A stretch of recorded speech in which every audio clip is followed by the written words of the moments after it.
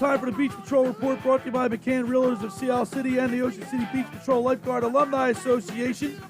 Let's go to the Maserati of the Mainline Sports Hotline and welcome in our good buddy, former chief of the Longport Beach Patrol, Dan Adams. Good morning, Dan. Hey, Billy, how are you today? All right, Dan.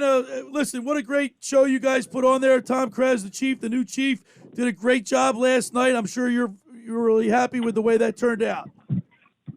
Oh, absolutely. We had a great night. It was a great night of boat racing. It's going to be up and down, I think, here in the beginning of the season. There's a lot of new competitors, and there's a lot of people out there, names that we all know. The Savell brothers winning the doubles last night was pretty amazing, and they did a great job. And Mike and Sean came in second, and then Mike pulled out the victory in the singles, and Zach Vassar was way ahead of everybody in the swim. So I did say, hey Dan, I did say to Josh and Mike, I said, I'm starting to see a little bit of some new blood, like you said, the Seville brothers, Jack and Joe, and then Nick Gardera and Vince Granese. Although Vince has been around, but there's Chris Spires from Margate. You've got some Zach Vassar, Mason Boucher. You've got some new blood in there. Yeah, absolutely. And how that works too with the swim is it's like a cross-country format. So, Longport finished second, third, and fourth in the swim, and that really helped them along for the victory. Gave them, 5 overall points there, 5 points in the singles, and then they also got, 4 points in the doubles. So it's what put them to victory with 14 points. All right, so the first race of the night was the doubles, and Jack and Joe Seville won the race. They did a great job. They've been together now for a couple years, so we expect big things out of the Seville brothers. And we interviewed them right after the race. So let's go ahead and play that. Jack and Joe Seville, who just won the first race of the season. Congratulations, Jack. Thank you, appreciate it. Joe, man, a lot of work throughout this winter, I guess, to prepare for the beginning of the racing season. Yeah, thank you. It was a great race. Me and Jack are both on the crew team, and we were thinking about this all winter long. We were ready. We were ready when the day came. Hey, Jack, you guys, because you're brothers, you think you have an advantage now that you guys rode together now for a couple years. Experience means a lot, right, in rowing? It's just the Seville Rose Hondo that really matters. That's all that matters. Hussein will be Joe, Bro, and Brendan. What was it like out there wave-wise? You caught a couple swells coming in, Joe. Yeah, there were some waves at the end.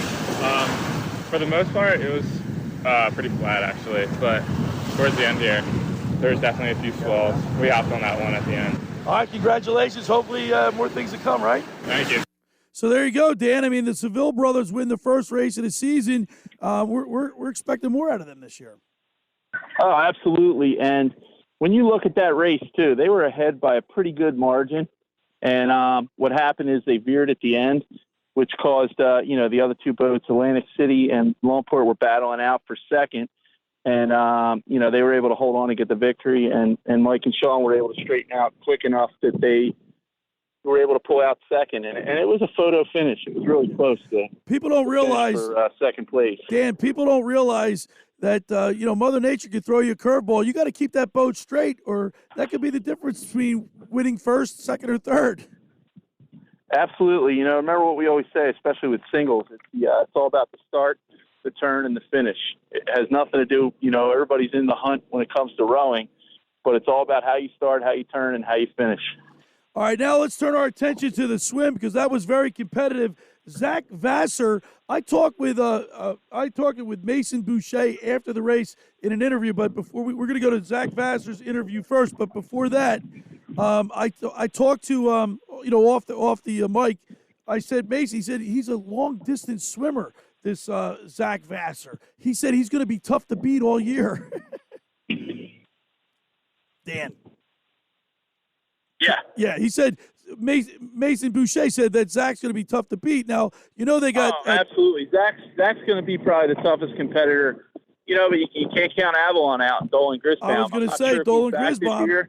Yeah. But I think those two are going to be head to head all season when it comes to the big three. When we get down in Wildwood and we see all the competitors, you're going to see Zach Vassar, Dolan Grisbaum, and I could only guess that Sea Isle and Avalon. Avalon has Grisbound, but I'm sure they were looking for additional swimmers, especially Sea Isle. They're right there in that competition. They had a swimmer, and maybe they win the South Jerseys last year. All right, we had a chance to interview Zach Vassar from the Margate City Beach Patrol. He won with a time of 9 minutes and 34 seconds. Let's go ahead and play that interview. Hey, we're here talking with Zach Vassar from Margate, who just won the Longports, the Mike McGrath Memorials, the swim. Congratulations. Thank you. Felt great. First swim of the year, so I'm always excited about that. It's good to be back, and had a good swim. Feel I did a good job. Course may have been a little up on the way back, but I mean, besides that, had a great swim. I guess you prepare all winter long for this, right? You can say that. Of course, been swimming pool training whole year long, so of course it's a little different in the ocean, but it's always good to be back. This is good to get the first one under your belt. Great win. And, the summer rolls on, and we'll see a lot more of you, I hope, Zach. Yeah, thank you. Can't wait for more races. All right, man. Congratulations. Thank you. So you can hear that he came in so early, so fast. There were still people coming in while we were interviewing him. That's pretty good. Oh, absolutely. He was way ahead. I mean, it was reminiscing back to the days of Joey Tepper when Joey was, that far ahead of everyone and basically dried off and changed before anybody else got into the beach. And, Zach's a tough competitor. It's going to put Margate right there in the hunt for these races all year long. You look at the Atlantic County beaches, pretty much everybody is competitive to the point that they all have a shot at winning the title.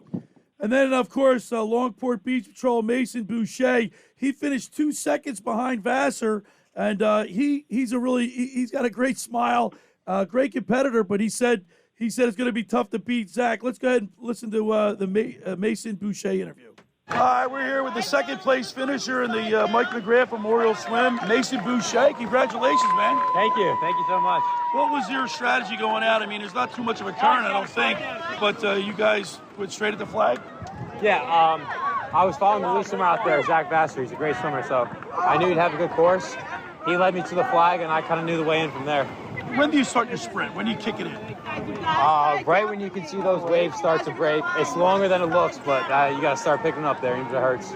Excited for the rest of this season? Yes, I am. It's good to get this first one under your belt? Yep, so much. All right, man, congratulations. Thank you. I got to tell you, both Mike and Dan, that walking on the beach last night, and I'm sure you felt the same way, Dan Adams, you're right there, right back at that first race. It just seems we never left. I mean, it's been a long winter, but the guys have been preparing, and the guys and gals have been preparing. But Dan, just being on that beach was so cool last night. Absolutely. It makes it to the point where you get back into that swing, being on the finish line for the race, for the start and finish. It was great to see it and having that view, and just to see everybody on the beach and all the competitors. What a great way. What a great way to start off the season. And the caliber, it showed us what's going to be there during this whole season, that we're going to have tough competitions in every single race all along the whole season.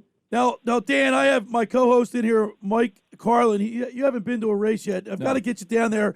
The intensity from all the competitors, the actual competition itself is second to none. And you're on the beach with your friends, having a couple pops, enjoying the evening, but it's very competitive. And you can hear the reaction of the crowd when swimmers were still coming in. They take it serious. I mean, they've worked hard to get to where they are. I'm sure there's only one swimmer is representing the town to take it. There's other swimmers that want to represent the town, so they're pushing them. So, yeah, it's a big deal. Now, Billy, that's a good thing about the Longports, too. It's the first race of the season for the Atlantic County patrols, and it puts 3 swimmers from each patrol in there. So there was 15 swimmers out there last night, which is great because it gives other people an opportunity to compete and be a part of the team effort when you look at the overall picture. Now, the singles was a pretty exciting race. It was separated by first, second, and third was separated by 3 seconds each boat. But what I remember the most, Mike McGrath won the singles. How appropriate on the night of his father's race, the memorial race. How appropriate that was. But did you see the way Vince Grenice, he caught a break? He caught a wave from the outside. He stood on the stern sheet, dug the oar, and surfed it in like he was the Grinch coming off the mountain. That was very picturesque, wasn't it, Dan? It was, and they all have their own different style and their own different way. But one of the things I saw in that race was you saw 3 boats turn at the exact same time. And what's great about the singles is you can see the entire race from the beach. But Brigantine was actually out ahead, followed by Longport and Margate right there. But all 3 of those boats turned the same time, and Mike McGrath came out of the turn first. And as we could see from our vantage point, he actually walked on them a little bit and got that lead, and he just held on to it through the end. A little veer at the end, they all kind of did. It was that little gully, deep gully there, which had a little factor. But, all in all, it was a great night of racing. And hats off to Mike McGrath. He went out there, rode the doubles race, came back in, jumped in the singles race, and won it. So you could see he's ready. He's got that caliber. He's ready for a long season. He's ready to go. He's a consummate professional. Mike McGrath came in first. Jack Seville from Brigantine came in second, and Chris Spires. And he's in the mix every year in the races. The times were 4:17, 4:19, and 4:20. And Vince Grenice came in fourth. Like I said, he caught that outer break and rode it all the way in. Otherwise, he wouldn't even have placed. But we interviewed Mike McGrath after the singles, and they gave me great access. I really appreciate it. Right out of the boat, I had an opportunity to speak with Mike McGrath. Mike McGrath wins the singles on the Mike McGrath Memorial Race here in Longport. Congratulations, Mike. Thanks, man. Nice to see you again. Well, this is a regular thing with you and I. After each race, we get to interview you because you're always in the top 3 and win several races. But this has got to be extra special for you to win a race in honor of your father. Every year, we have this race. It's always nice to win on the home, and obviously it's especially nice. It's for my dad. Hey, Mike, coming in, man, you look to your right, you see Spires, you see Vince Grenice catching a wave. He rode it like the Grinch coming down off the mountain at Christmas time. Yeah, I lost that one, so I was just trying to crank on it as much as I could. Mike, how hard is it to get, this is your first race of the season. Is this obviously a tune-up, but it's good to win, too? Yeah, I mean, we're all looking forward to the end of the season in Margate. But yeah, it's good to find out where you're at. Doubles, we've felt better in doubles races before. That Brigantine crew really turned it on tonight. Congratulations, Mike. Thanks, man. And what I really like about this, Carlin and Dan Adams, is these guys and gals are really gracious, and I got it right. They carried Mike McGrath. He was in the boat. The rest of the patrol picked him up, carried the boat out of the water with him in it, and that was a great tribute on a great night. And it's very exciting stuff. Great race, Dan Adams.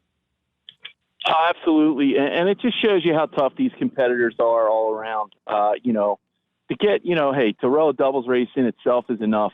But you had at least three competitors that rode double up last night, doubles and singles in McGrath, one of the Seville brothers, and Vince Grenice. And that just tells you the caliber of athlete we're dealing with. And these guys train all year for this. It's not a, it's not a 3-month season that they jump in the boat and get ready. They're preparing all season. And I believe the two Seville brothers are both rowing in college. So they're getting all that experience as well. And like I said before, they come from a line.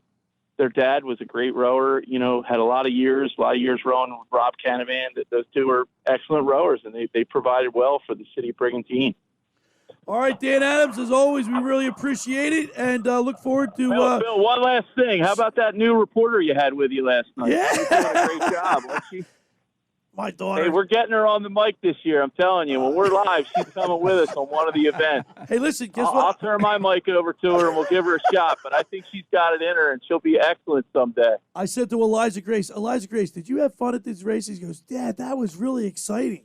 So, that's out of an 8-year-old. She had a great time last night. Thank you, Dan, for saying that. Very kind absolutely. of you. We're getting her, Billy. We're getting her on the mic. You got to get her to one of those three. We're getting her on there. All right, so, Dan Adams. Guys, thank you. It's always a pleasure. And I look forward. It's going to be a great season, and to do the Big Three live again like we've been doing it, I really look forward to that, and we have a great time together. All right, Dan Adams. We'll talk to you soon. Thanks, brother.